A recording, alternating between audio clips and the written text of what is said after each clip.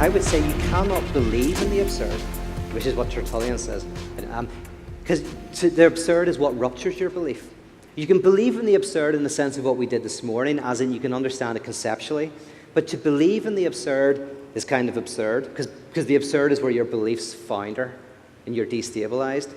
But you can have faith in the absurd. Faith, very quickly, I can't go into it in detail, but faith can be described as a way of giving yourself unconditionally to something. Paul Tillich says faith has nothing to do with belief. Faith is an unconditional commitment to something, to whatever. Faith is unconditional commitment. Now, he goes on to say there's a diabolical faith and a divine faith. A diabolical faith is where you give yourself unconditionally to something conditional. So I say, my country, I'm going to live and die for it. Whatever it does, right or wrong, I am living and dying for my country. That is a form of faith, because you are putting your country above yourself. You're committing beyond the pleasure principle. You're committed to it. But it's diabolical.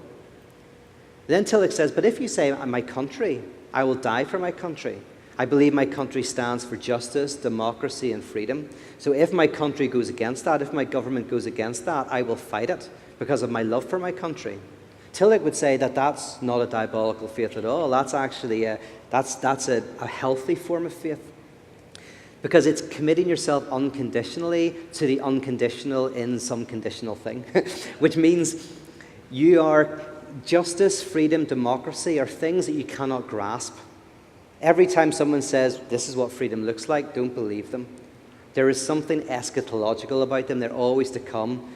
Democracy is a promise. Derrida would say, the promise of something to come. So when you commit yourself to freedom or to liberty, you're not committing yourself to some expression of it. You're committing yourself to something that is pulling you forward. And so Tillich says, when you commit yourself to the unconditional in some conditional thing, then that's a positive form of faith. To have faith in the absurd simply means then to believe that this decentering is good. To give yourself, not good even, I don't even want to say that, just to give yourself to it.